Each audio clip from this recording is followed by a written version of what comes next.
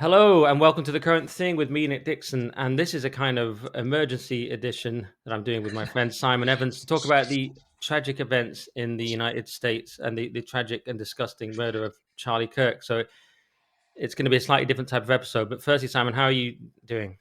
I'm fine, thanks. Very slightly hungover. It was at a corporate event last night, which they were quite a frosty audience, quite stiff, a bunch of South Coast lawyers. So I had to stay in the bar afterwards and warm them up individually, one by one. It's part of my professional Right. responsibility to make sure I get a good show report. Right. The act continue later. Yeah. That's I right. mean, Yeah.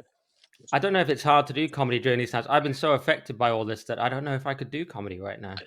But Do I you know don't know. what? I was last night was fine in terms of the killing, in terms of having absorbed it, but I became aware of it about half an hour before I went on stage the night before, which was also a corporate event for in the construction industry up in the Midlands, and I can't remember the last time I have gone on stage with quite such a kind of turmoil, a sense of trying to process something horrific in my head. It's a tricky one to know quite what to say about it, because professionally I think it's very important the show must go on. Obviously there's no question about going, sorry guys, I'm going to have to postpone this gig, there's been a political assassination 3,000 miles away.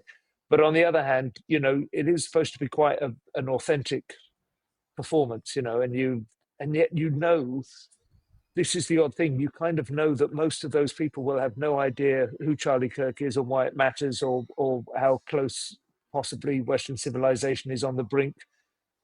They work in a construction industry, and most of their conversation revolves around football, and they're probably vaguely aware that reform are surging in the polls, but that's about as close as they get to the kind of things we talk about. So you Mm. feel a sort of gulf. It's almost like it's not so much just the awareness of something horrific having happened, but also the awareness of, I don't know, a kind of loneliness in a way, a kind of solitude, where you want to actually be with your online contacts who share that world with you and understand the impact of it. Yeah, funny enough, I felt very alone, and it was one of my first feelings, quite strangely. But I guess I do live alone. I am quite alone, but it was a lonely feeling.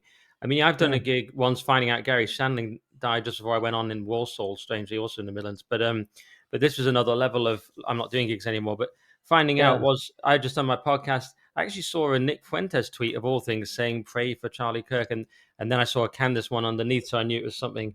And then he tweeted himself like 19 minutes earlier. So trying to piece it together was a Yeah. horrible, horrible moment. Um, it's the same sick feeling as Trump, but it's lasted a lot longer because we didn't get the miracle of the survival.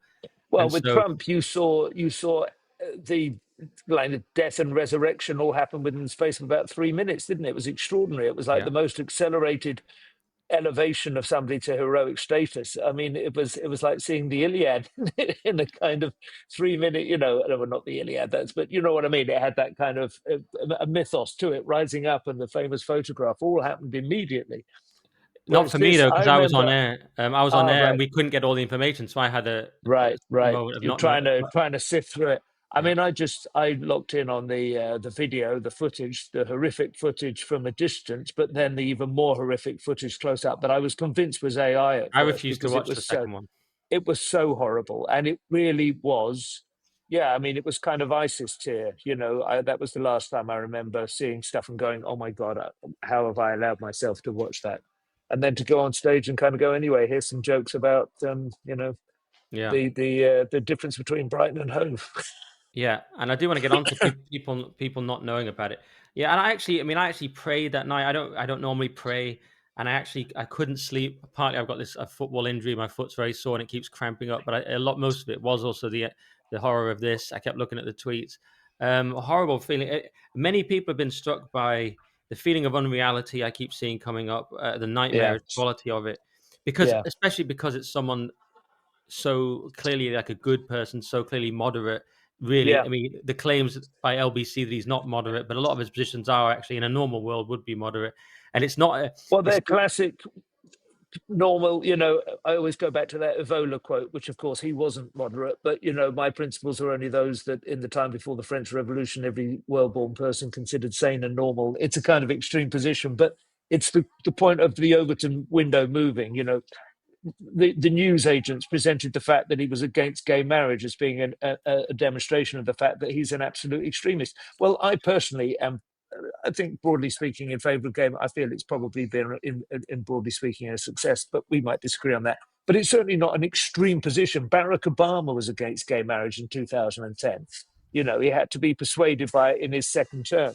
So it's not. This is not an historical. He's not dredging up. Some kind of something from the Virginia caucus of 1812 or something.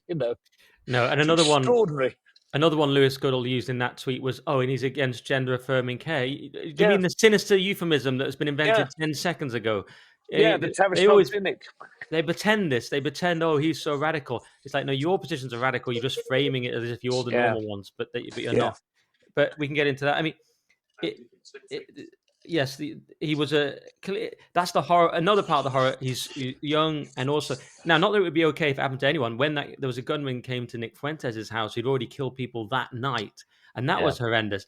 But with Fuentes, it's obviously it'd be absolutely disgusting as well. But you'd go like, okay, yeah, you wouldn't say it was in any way unacceptable. You'd say it was, but there's something extra level insane about, Fuentes is kind of an outlaw. Charlie Kirk was yeah, absolutely he's putting mainstream. himself on the line in campuses. He was visiting with students where they live, where they work, where they think, where they gather, and was trying to change minds through the power of reasoned debate. And yes, you could say he was quite an aggressive and very articulate and very confident speaker. And some of the voices on the left at their sort of stand-up microphone stages, were exposed to the lack of their own capacity for creative or articulate or critical thinking. There was a degree of humiliation, but it was entirely within the rules of the game to which they had agreed to play. It's yeah, Yeah. just it couldn't be. Anyone who posted that, oh, I see Charlie Kirk, who was arguing for the Second Amendment, was killed by rifle shot. How ironic! That almost brings me to the point of inarticulacy with rage and frustration. That you think that's ironic. That you think arguing in debate for the right to bear arms makes your death by rifle shot ironic. No, I mean, it just means you might want to defend yourself against all the nutters that Yeah, are now in America. Um, yeah, there's so much to say about the response. And by the way, the people who've been humiliated in debate, we'll maybe talk about him a bit later. The Oxford guy who was supposed to be yeah. leader of Oxford Union, he was defeated by Kirk in debate, and that made him probably enraged him. These people are enraged by. I don't want to say these people, but there is a distinction. Let's get into that in a second. I just want to say Mm. first, a lot of people just on the unreal feeling, I want to just say a lot of people compared it as well to 9/11. And I must say that there are these watershed moments. I mean, my mum mentioned JFK for her generation, although she was one of the people who didn't know about Charlie Kirk. But the JFK for her generation was something shocking they'd never seen before. For my generation, it was 9/11 when I was 19 years old. We'd never seen anything, and the sense of unreality was massive. Hence Baudrillard, hence the sort of you couldn't process it, the postmodern feeling and so on. But the horror, and you knew we were in a different world. And many people feel like this now because we are in a different world suddenly. Even though we should have been in that, we should have known we were in that world after Trump was shot. But Yeah. because of an inch, we allowed ourselves to think we weren't in that world again and forgot suddenly, which could happen again now in this sick news cycle. But do you think there's a 9/11 comparison of like, oh, we've crossed into a new world? I mean, there's a couple of distinct strands to that thought. One is the sense of unreality, which frankly I kind of live with all the time lately. And I know we've talked about how James Deningpole like leans into that to the insane degree and just genuinely believes that everything is performed by crisis actors and that nothing is real and that Charlie Kirk was a construct and now has been deconstructed. And Yeah, I find that, I mean, it's easy to say I find it offensive. I certainly find it ridiculous and ludicrous. He may conceivably have been promoted or turbocharged by forces and interests and financial backing of which we don't know very much. He did rise to prominence at an early age. That doesn't mean that he didn't exist in any meaningful sense, and it's just absurd to kind of go, oh, I see the latest iteration of, the latest season of political assassination has grabbed everyone's attention.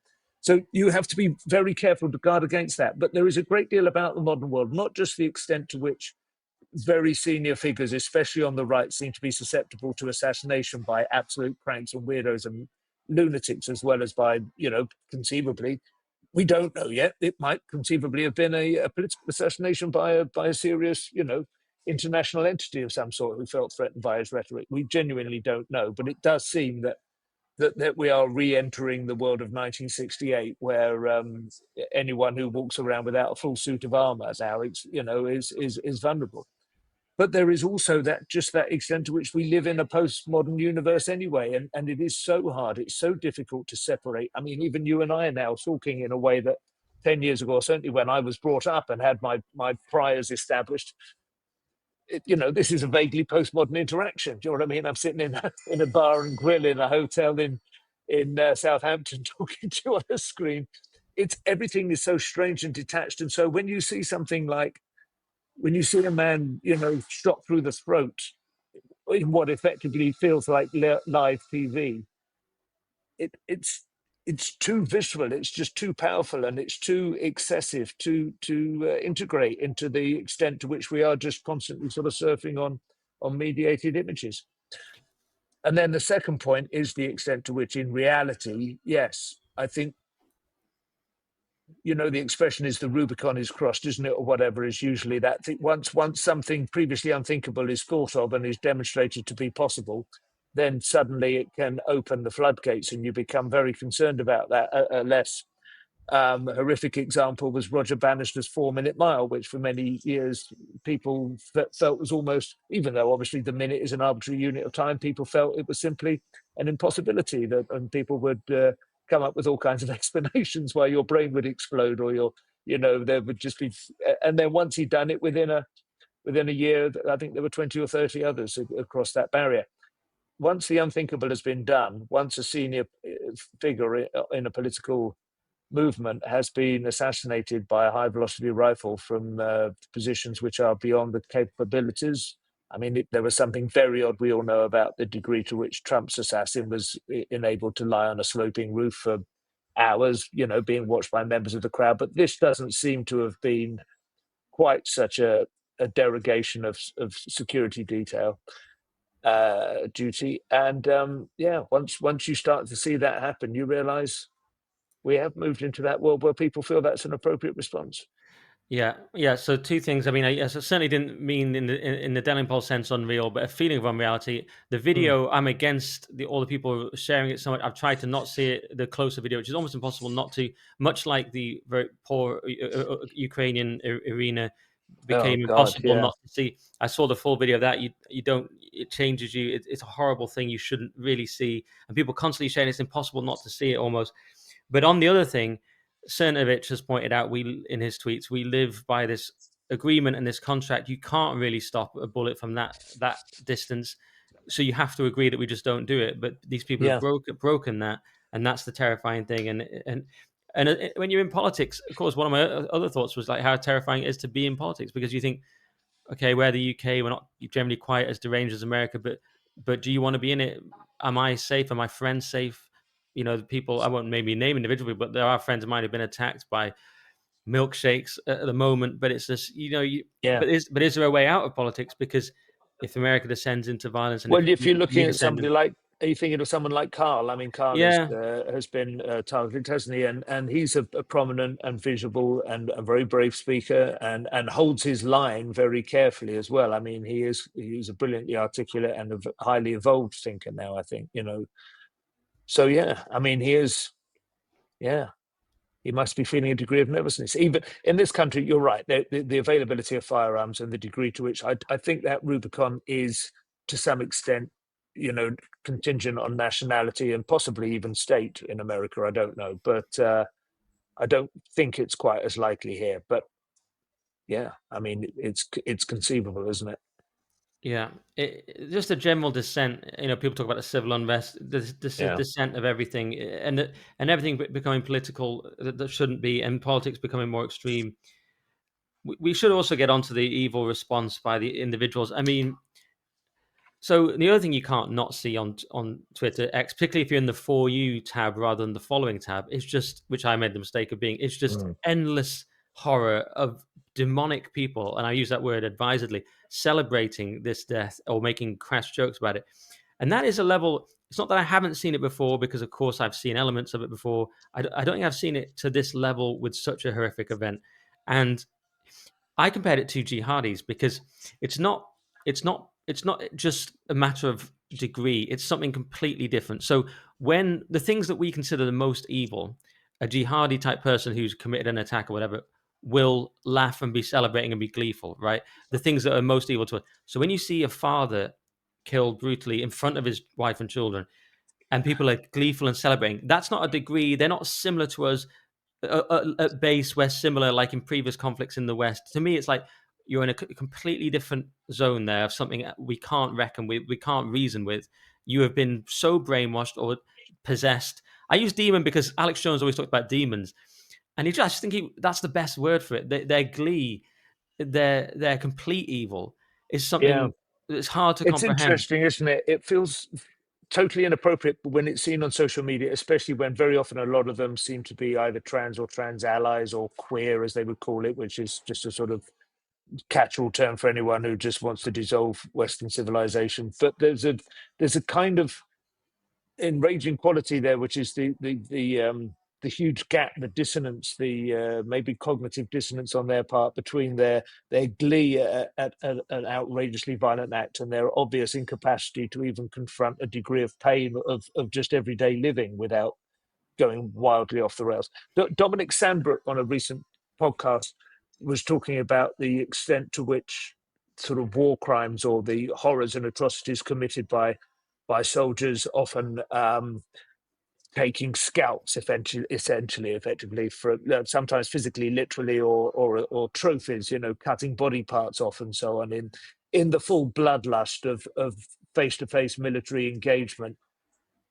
Something weird happens to the body chemistry, the brain chemistry, and a degree of triumphalism has been universal in warfare.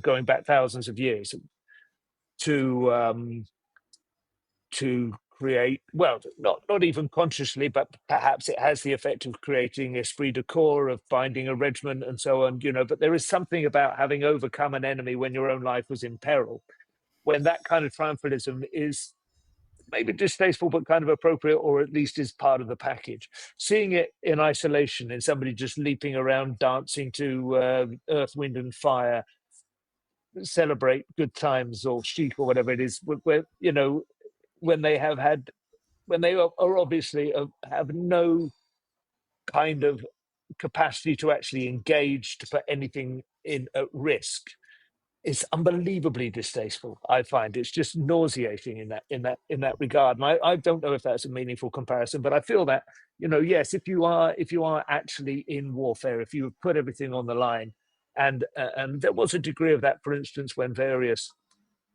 leaders of Hamas were, destroyed by drone, and the footage would appear of them, being hunted down by the drone. There were people I know expressing, as a kind of live by the sword, die by the sword irony, poetry, if you want, to that, because those are people who have decided that warfare is the way to go.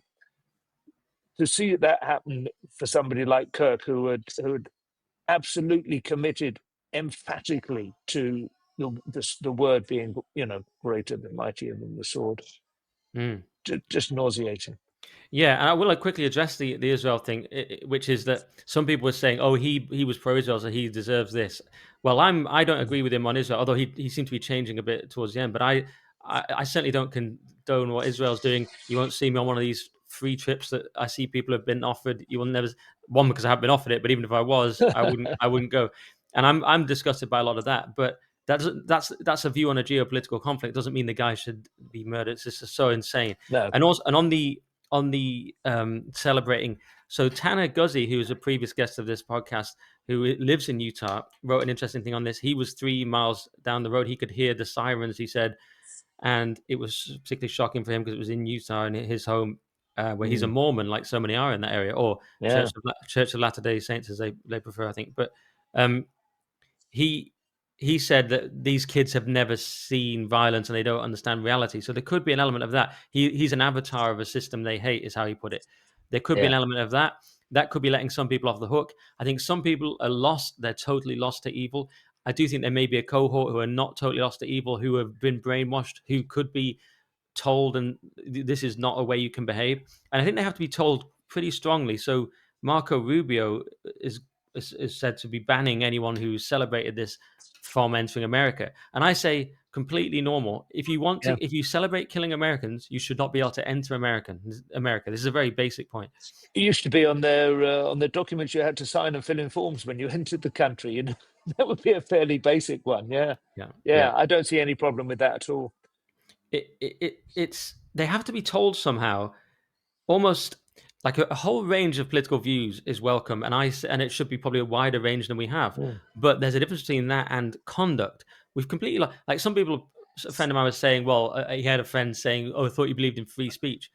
Yeah, there's free speech, and then there's conduct. There's someone's just been brutally murdered. You don't celebrate it. That shouldn't No. need to be said, and it's not a free speech issue. I mean, technically, you could say it's a free speech issue, but Well, I don't a think it's conduct free issue. speech to the extent that I don't think they should be locked up. I don't think they should be fined. You know, but I think people are entitled to make decisions based on that behavior as to whether they want to associate with them in the future or so on. I mean, like the guy that you mentioned, who's the incoming or president elect of the Oxford Union, you know, the debating club, where he was actually confronted, Charlie Kirk, in the past.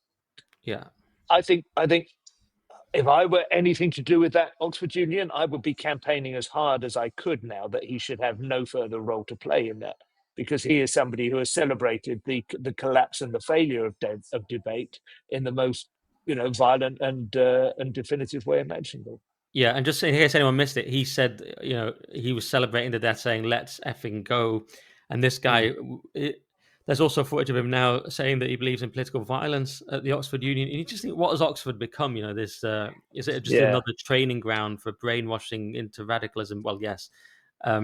So yeah, I'd be amazed that they wrote a sort of fairly pathetic letter saying, "Oh, we don't agree with him" and stuff. It's like, but you're the university, you could deal with this. yeah, I yeah. mean, uh, Reopen it. Well, that was from the previous president of the debating union, I think, who wrote that letter.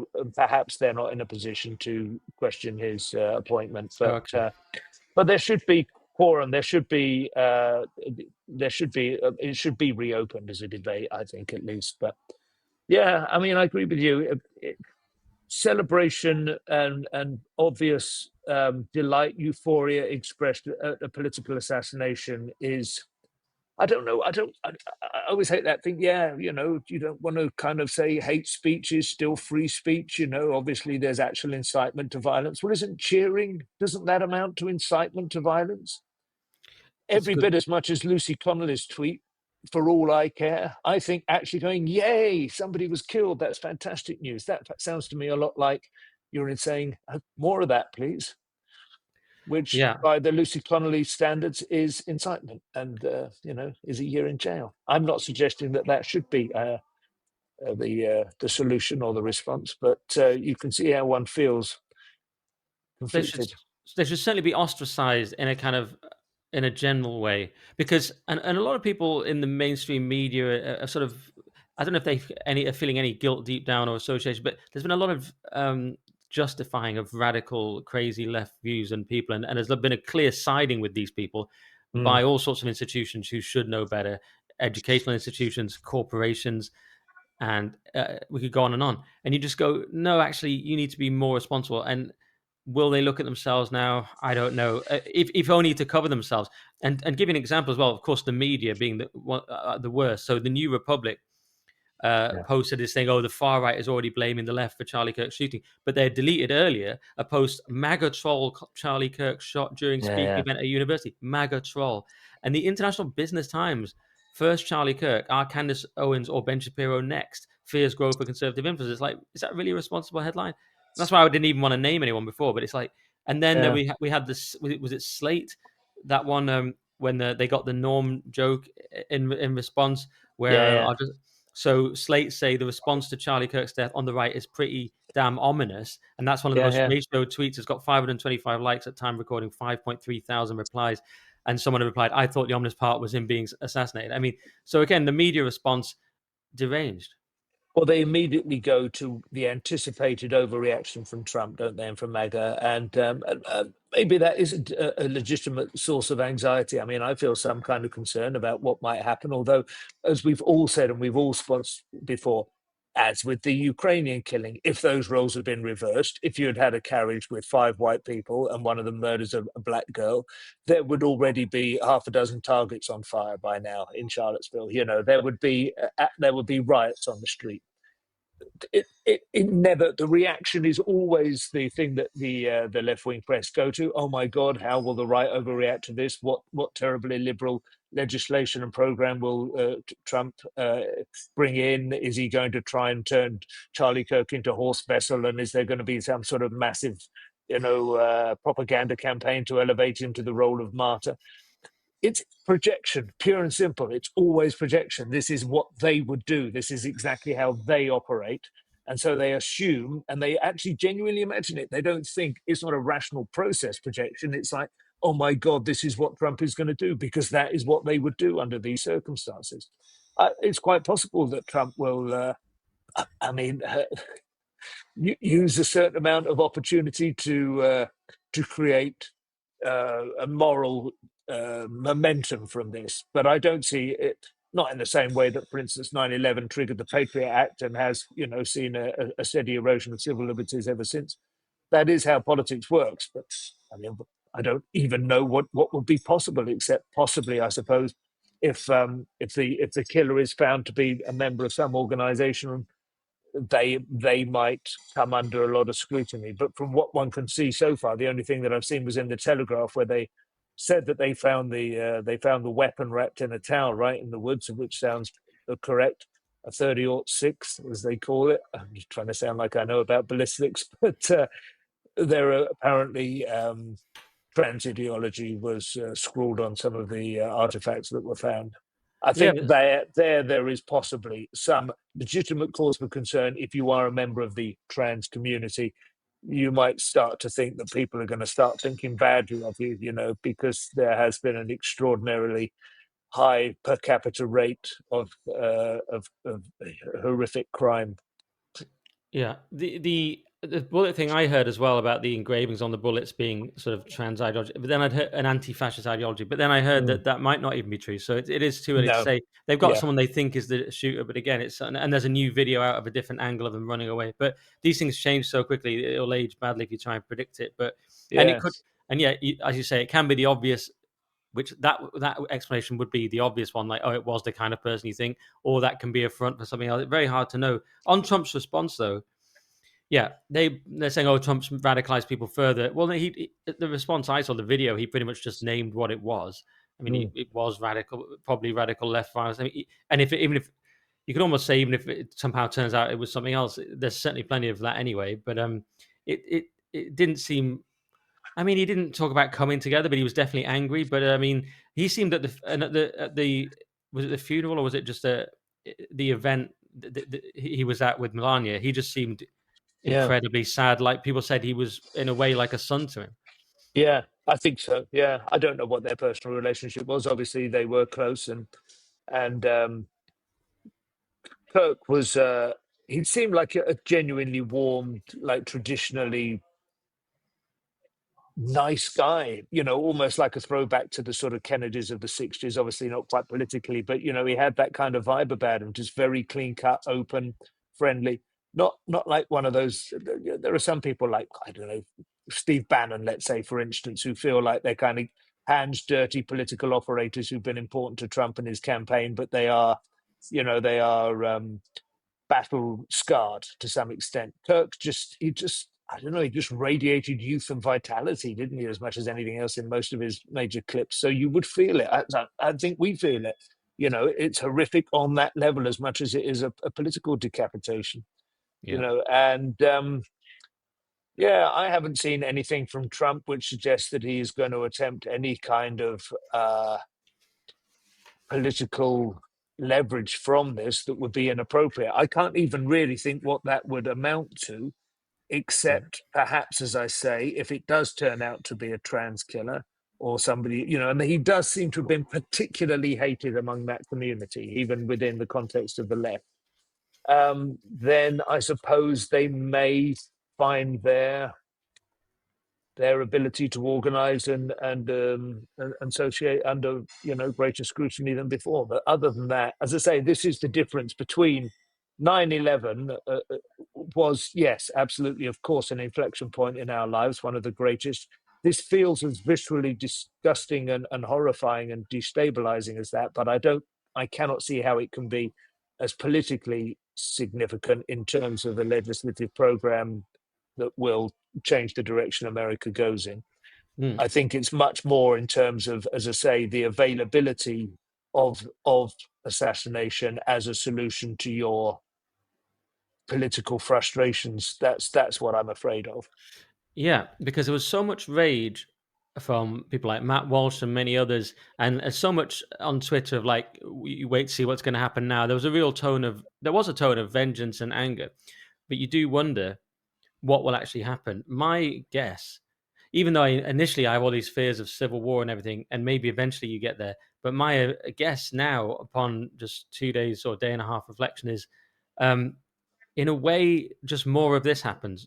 I won't go as Yeah, far as saying nothing happens, this is a famous meme, but but just random sporadic violence because we had the Trump assassination, then we kind of reset a bit. Now we have this. Can we reset after this? I don't know, but there'll be another one, and there'll be another one, yeah. but maybe spread out. It could escalate more quickly, but it could just be because what can you actually do? I'm not. It's not quite clear to me what can be done to stop this in America, especially with weapons like this available. And then it'll just be tit for tat, occasionally, unpredictably. That's my most likely guess at the moment, because this Yeah. big idea of like something big. What big is going to happen? It's not, and Trump isn't really that kind of president either. As much as the left pretends he is, he's not this. He made the joke himself, "I'll be a dictator on day one," but he isn't this dictator, and it's No. just not really in him to be that. So yeah, I don't think he'll do some Well, his brutal whole crackdown. that was misquoted anyway, wasn't it? Because his point was that he would get certain things done on day one, and then afterwards it was settled back down into normal. Yeah, it was a joke. Yeah, I think the thing, it's hard to know exactly what the day-to-day routine of somebody like Ben Shapiro or Candace Owens is, or how important it is for them to appear apparently, open. Obviously they go into large halls where metal detectors and everything are in place. It's easier to remain safe than it is perhaps. Those kind of big showground events will be less popular now, but yeah, I mean, it's the classic IRA thing, isn't it? We only have to get lucky once, and yeah, I would be afraid. I would be, I think it's legitimate to feel even slightly concerned if you're a British pundit now. Yeah, I don't know.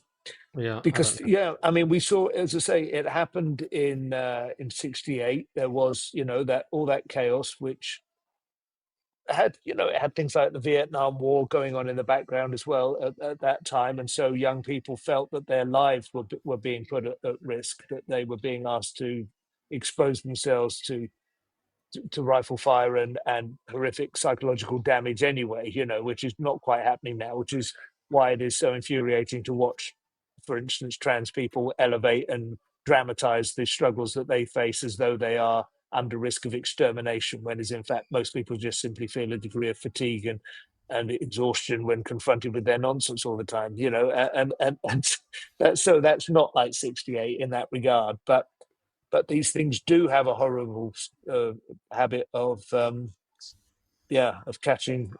creating a fuse. Yeah, you mentioned the Shapiro et al. He said that he thinks it's the end of outdoor events. In a way, surprising that there were still outdoor events after Trump. Even Trump Yeah, himself got out and started doing outdoor events again. So absolute bravery from Trump and from Kirk. I mean, Kirk was certainly incredibly brave, but Shapiro himself said he won't do outdoor events, but he was also very clear that he will go out and do college events. And he actually said, "F you, I will come and do this." And yeah, I so did saw that. Alex Jones. Said he would go out and do college events, which he doesn't even do. And so there was a sort of spirit. It was a great American spirit to it, really, Yeah, because you could see how you would be somewhat cowed. But yeah, outdoor events just impossible to secure. So that they will maybe be a thing of the past. yeah, It's interesting. Just you touched on some of the. Okay, it was like two beats ago, but you touched on some of the moral aspect of what Kirk's message. Nick Fuentes in his video on this, which I've just been watching before I came on, because he was so interesting in his tweets after being such a enemy of Kirk, and his tweets were so sort of Christian after, and he was very clear, to praise him as a person in terms of being a loved person by his family and by millions and all this. He admitted, yeah, they never got on, but he said it was absolutely disgusting. And then he came on to one crucial thing where he said, of course, we had our differences politically, but where we were the same is we believe in Christian values. And that's actually what is really hated by the other side. It's kind of interesting. Like, is that where that's the hatred really does seem to be? Because we look at Kirk, as you've said, and we see someone like relatively moderate or classic American conservative Christian, really. But they Yeah. see something else. And the hatred, and it kind of is the ancient hatred of Christianity. But is that the real core of the hatred? It's about Christian values versus whatever their values are. I think, especially with Kirk, he had a really strong and deep understanding and grasp. He'd done proper Bible reading, lots of Bible classes, a level of Christian theology and commitment that is quite alien even to what would call, someone who would call themselves a Christian in the UK, which is often now just a sort of woolly liberalism, really, and possibly a refusal to ever countenance the possibility of human inequality or something. But no, no grasp of the detail like Kirk had. They're quite unusual. And I think America has always had that strand in it. And, arguably that was what founded America. And for many of my adult years, I would certainly never say I hated them, but there was a degree of mockery and ridicule that was sometimes, tempting to make to the folks who were caught up on the sort of evangelical right or whatever, and just seemed to have a disconnect from modern life or expectations that there would be, room for plurality, different views, and so on. Anyway, so yeah, I mean, the thing with Christianity is that a lot of people on the liberal left in America think of it as essentially a cover story to protect your bigotry. You have an instinctive, visceral hatred of gays or trans or whatever, and you cloak it in religion, and it prevents people from being able to denounce you as the bigot that you are. I don't think that was the case with Kirk. I think he was genuinely taught and immersed, and Christianity ran through him like Brighton Rock, and I think that informed him and gave him a kind of moral certainty and a strength, and it kind of gave a vitality to his argument as well, which was kind of intimidating, to be honest. You really felt it, even though he didn't kind of go down the fall down the barrel like the TV evangelists that are inevitably caught with a rent boy 5 years later. He had that kind of fire in him, and it's a frightening proposition. And obviously, we've discussed before the degree to which the new atheism created a crater into which all kinds of demons flooded, and what amounted to the new religion of woke emerged from that. And you could very easily make the case that woke is a secular version of a kind of weak Christianity. There's a famous clip of a guy, I think, at Speaker's Corner in Hyde Park saying, "No, my Christianity is the Christianity that fought off the Muslim invaders at Vienna, and won the Crusades, and held the line at the Pyrenees. And this is a muscular Christianity, which is not going to be co-opted by you, and I'm not going to be told by you that I need to just turn the other cheek and allow myself to be overrun." Yeah. It is a much more muscular Christianity, and that is partly American, as you say again. And I tell you what, you couldn't really follow the example of Christ much more than Charlie Kirk. I don't want to say I don't want to get carried away to a level of sort of blasphemy, but very similar age, dying as a Yep. martyr. It is extraordinary. The hatred has never gone away. Someone comes and preaches Christianity. The treatment, wasn't Jesus ridiculed and hated and just did I don't know, I see a lot of the similarities in the response to it that we saw then in the Bible. Yes, I don't know perhaps the Bible quite as well as you. My feeling, a lot of the things that the Christian right in America now feel they're battling are not things that Christ, particularly saw as issues in their time. They didn't feel like they were the big issues, obviously. and he was trying to express to people quite a mystical idea about the kingdom of heaven, and there were elements to it that were degrees of material self-effacement that perhaps some people might reasonably say the American right overlook, the eye of a needle and so on. Whereas Christ did not have very much to say about whether it was right or wrong for gay men to set up home together, or for people to identify as X, Y, or Z, or there was no discussion really at the time about race in any meaningful sense. There were tribes. The Samaritan, was that was like a sort of Lancashire, Yorkshire kind of rift, rather than an international sort of immigration debate. So, the world has moved on in enormously significant ways since the time. I mean, this is why I do have some kind of hesitation about any of the desert religions, the shepherd religions, being regarded as the ultimate source of authority for how to live in the modern world. It's difficult to transpose all of those teachings. But the certainty and the courage to speak your truth, that I think is certainly was visible. And as I say, the refusal um, to accept, to surrender, to be demoralized by the overwhelming sort of flood, the tide of the triumph of left wing, uh, whatever you want to call it, cultural Marxist views or whatever, that had swept through academia. His determination that he had an alternative truth that would be convincing and persuasive if put in front of these people. That is a timeless, if you want to call it Christ-like. I think there was a Christ-like courage and determination to spread a message peacefully. Yeah, the way he did it peacefully and put himself into the danger zone of these people who disagreed with him, went out there in good faith. There was something extraordinary about that. And of course, that's the horror of it as well, that this is the guy that offered debate and that was non-violent and that wasn't aggressive. He wasn't even mocking like some of the people I've talked about. He wasn't ridiculing them really. Yes, he was winning. It's a kind of ridicule, you could say, to be beaten in debate, but that is the rules of the game you signed up for, as you said. And that's why it's so crazy that this is the person they chose. And that is radicalizing. And so Kevin Maguire, Kevin Maguire said US far right Trump champion Charlie Kirk shot dead tonight, opposed gun control. America needs to disarm Americans. Typical take from the horrible person. I said he wasn't far right. He was a Christian who wanted to change people's minds through debate. But you lot can't help yourselves. So you will now get the far right you weirdly seem to want. In that moment, I Yeah, thought that. But do you agree with that? That's something we've heard a lot, that this will now radicalize people because you kill the moderate, relatively moderate yeah, and clearly good person. And do you think it really will now radicalize the right? I know we've touched on it a little bit with the left's projection, but do you think it will? yeah. It's a really good question. I don't know. I don't think it's not a kill shot in terms of far right politics, but he was a very significant figure in terms of a certain aspect and a certain flavor and a certain generation for that, with their youngest and brightest and best from that point of view.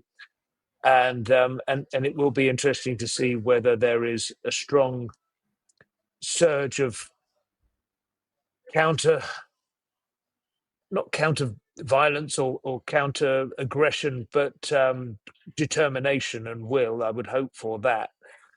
I mean, just to look at the European experience at the moment, where obviously groups which I think I think the ADF could legitimately have been regarded as far right not very long ago, just by the geometry of German politics, which is what matters. If you say far right, well, how far are you from the center? The center have been ruthlessly enforced and policed since 1945 in German politics, or certainly since reunification as well. Cordon sanitaire, etc., etc. These views are beyond the pale. We will not form a coalition, no matter how many votes. That is breaking now. That is collapsing and crumbling, and that's the important um, development that occurs not because usually of the assassination of a more reasonable voice and articulation of a position, but because you can clearly see that legislation is not coming from the people who've been promising it. So that's why it happens, and that's why Reform have like 4 MPs now, and are predicted to get almost an absolute majority at the next Parliament. that's not coming from the somebody milkshaking Nigel Farage. That's coming from the failure uh, of the political class to listen and uh, legislate in the areas that the population have been desperately trying to demand they see some progress. Yeah, to do its basic job and to Yeah, not to stop immigration, to stop the anarcho tyranny, and do what it's there for, but it can't do it. Strangely, it's like you say. I should Yeah. just warn you, by the Oh way. yeah. I think, sorry, my headphones might be. They just gave me a little warning sound. I Oh don't know how right. much longer it'll go. Okay. Well, we should end because you've got to go soon anyway. I don't mind. Yeah, let's keep going, and then as long as your audience know if it cuts out suddenly, that's what happened. Okay. And I'll have to wrap it up. Well, that might. I mean, that might have been it anyway. I don't know if there's loads more I have on my list. I mean, I'm still struggling with it to comprehend it, to process Yeah, it. So many people are. I think I the thing for me that I've just found most distressing is the number of responses that have basically said, there are the wackos, the weirdos, the TikToks, the libs of TikTok and the defiant L's, and those things get posted in order to anger up the blood. But they're wacko outliers. The people that have just depressed me beyond measure, including many people I've seen drift away from humanity, within my own stand-up community, are the ones who go, "While I abhor political violence, you cannot help but see the irony. You cannot help but, oh, we live by the sword." This kind of thing is just so unacceptable. And as I say, you and I are still feeling it viscerally. And then you see somebody go, well, I mean, it reminds me there was a scene in The West Wing, like about season 6, probably about 25 years ago, where one of Jed Bartlett's, the Democrat president's, his one of his most loyal, trusted, and beloved staff members is mugged and held at gunpoint in a store robbery in New York or something, and his opponent says something like, "Well, what can I tell you, Jed? Violence on the streets, as if Democrat policies have caused this, and it absolutely fires up Bartlett's conviction to destroy this guy at the next election. It gives him the extra fire in his belly he needed for that Weasley half kind of sympathetic nod. Now as I say, that was the reverse, and that was a Democratic wank fantasy. Obviously, the whole of the West Wing, which I totally fell for and loved at the time, but it had the vibe of watching Black Beauty or something on a Sunday afternoon. Martin Sheen was essentially the country vet that would sort everything out at the end. right. But it was beautifully, brilliantly constructed series. But that is what can happen if you feel you have that kind of righteous anger at the way that the pain and sorrow of your fallen has been desecrated by these scum. That rather than finding you're going to get like, okay, now you destroyed the moderate version, you have no idea what's coming. For me, it's just more like, no, we will continue with the determination to win can be ultimately the benign force, and it comes always, as again, as I put in that article I wrote in Spite the other day about the raising the colours. It's always in the reaction of your enemies that the most important effect comes from any activity. Saul Alinsky, whatever you do to create a political moment, it's the reaction of your enemies that's most important. And it's the reaction of our enemies to Charlie Kirk's death that will prove to be the most important aspect of it. And that, I think, has reignited determination that these scum cannot be allowed to triumph or indeed exist. Yeah, and I think there's two things that could come to mind. One is, do they even know what they're getting themselves in for? Not in a threatening, inciting way, but if I was on these young lefties or whoever I am, it's like, I don't think you understand the forces you're messing with when you ridicule and celebrate the death of someone this beloved and a family man. You don't understand. You should actually be afraid, not because I'm going to do something, but Yeah, you should actually be afraid, and you should be more cautious, even for your own sake. You don't understand forces you're messing with. And on the other point, talking more, I think when you're talking more about the kind of irony midwit types, I'm reminded of this Tim Stanley tweet. He says, "Okay, I've now seen it on my Facebook page. Can confirm that educated, empathetic people are saying, yeah, but he was a bad person, and it's not quite 24 hours. I just want to go live in a cave. And I think he's thinking of like Mm. his milieu. And I say they're not empathetic. They're ideologically possessed, full of hatred, and just looking for a socially acceptable or even socially rewarded outlet for their evil. Because I'm sick of this thing of saying they're empathetic. Oh, Yeah. or even this suicidal empathy Gad Sad talks about. Yes, maybe overall in the West, but these people are not empathetic. They're the opposite of empathetic. That's And the exact irony opposite. for that is the most quoted remark of Charlie Kirk's to justify his killing, or to at least justify the fact that you don't feel that bad about it, was him saying, "I don't believe in this word empathy. I don't like this word empathy. It's a recent arrival." And he said that just in an unscripted aside, a footnote to his own commentary, when he was discussing Bill Clinton's rhetorical style. He wasn't saying empathy is nonsense. He wasn't like reverting to some pre-Hobbesian war of all against all. It's like Margaret Thatcher with the there's no such thing as society. All he was saying is the word empathy is a recent construct, a new interloper. I prefer sympathy or compassion. That's what he actually said. If you listen to the full Yeah. clip, I prefer sympathy. And he's right. Empathy is the pathological overloading of sympathy. It's when it used to be a psychiatric disorder. It was understood as that. Empathy was when you literally felt the pain of somebody else. It's like Munchausen's by proxy. It's a psychiatric disorder. You need to feel, you need to have Jungian individuation and know who you are separately from others in order to be able to then reach across the divide and feel sympathy for their situation and act accordingly. Charlie Kirk is a Christian, whether or not you like him, or whether or not you believe the truth of Christ's, mission and deity. Compassion and sympathy are absolutely central to that. Be absurd if he was saying, I, as a Christian, don't believe in the ability to be concerned about another's pain. He was simply saying, you don't have to actually feel it literally. You should be able to sympathize with them and act accordingly. It's very similar to the instructions in an aeroplane. When the oxygen masks come down, you put yours on first so that you can then attend to your child. Mm. Yeah, that's one of the most disgusting things I've seen. Just list of four quotes of this person I either deliberately misrepresenting or have never heard of, and I'm just a midwit. He hated gays, by the way. Didn't believe in empathy. Thought everyone should be shot. Believed in school shootings, and you're just Yeah, like, just disgusting. Like, take 5 minutes if you are yeah, not yeah, disingenuous. If you are a good faith actor, to actually learn what these quotes meant.